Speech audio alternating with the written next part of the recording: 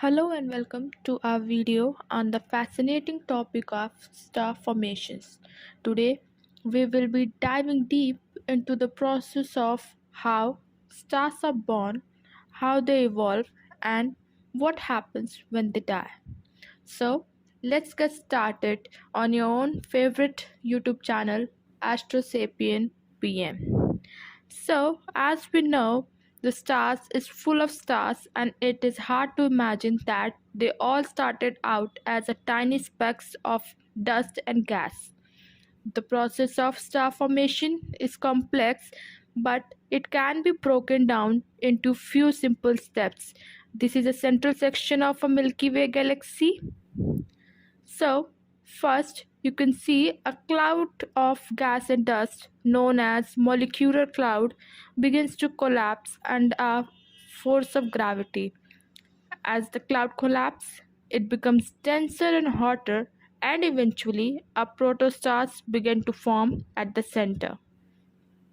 Over time, continues to aggregate more material, growing larger and hotter until it's reached a temperature of about 10 million degrees Celsius. So, at this point, nuclear fusion began to occur, and then the protostars become a true star. Once the star has formed, it enters what is known as the main sequence phase, where it will spend the majority of its life. During this phase, the star fuses hydrogen into helium in its core, releasing energy in the process. As the star continues to burn fuel, it will eventually begin to run out of hydrogen in its core. At this point, the star will expand into the red giant, burning helium instead of hydrogen. This phase can last for million or even billion of years depending on the size of a star. Eventually, the red star will run out of the fuel and begin to contract, eventually becoming a white dwarf.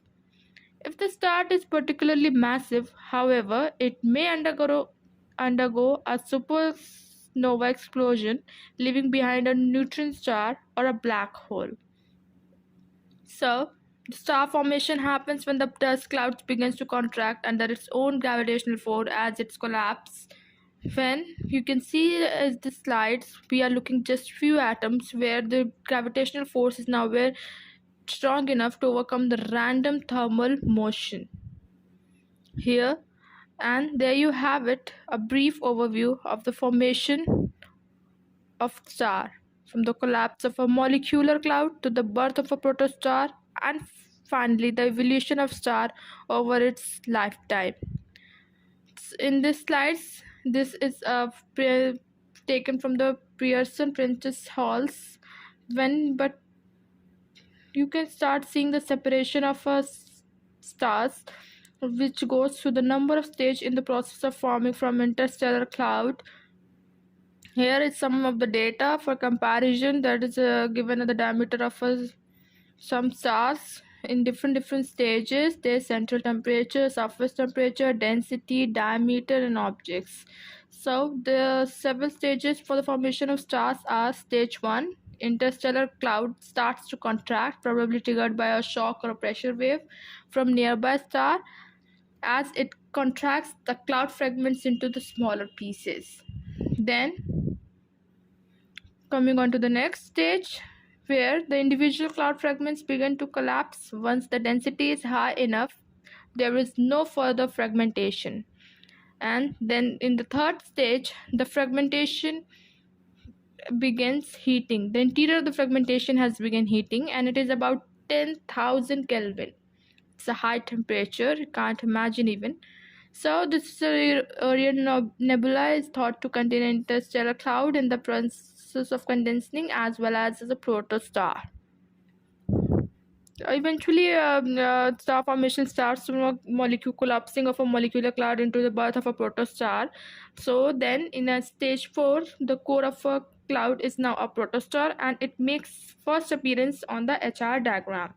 This is a diagram where different main sequences of protostar is shown at a different temperature. So the planetary formation has begun, but the protostar is still not in the equilibrium. All heatings come from the gravitational collapse, as I have told earlier. That when the gravitational collapse happens, it releases an enormous amount of heat energy. At stage 6, the core reaches 10 million Kelvin and a nuclear fusion begins. The protostar has finally become a star. A star continues to contract and increase in temperature until it is in equilibrium. This is stage 7. The star has reached the main stage. So in these pictures you can see these are the jets that are being emitted as the condense onto a emitted as a material that condenses onto a protostar. Here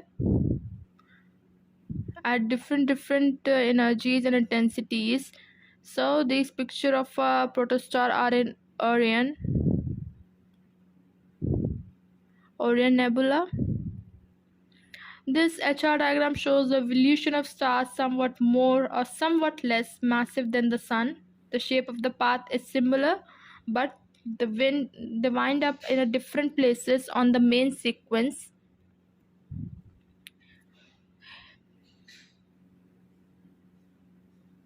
If the mass of the original fragment is too small, the nuclear fission will never begin. These failed stars are called as brown dwarfs.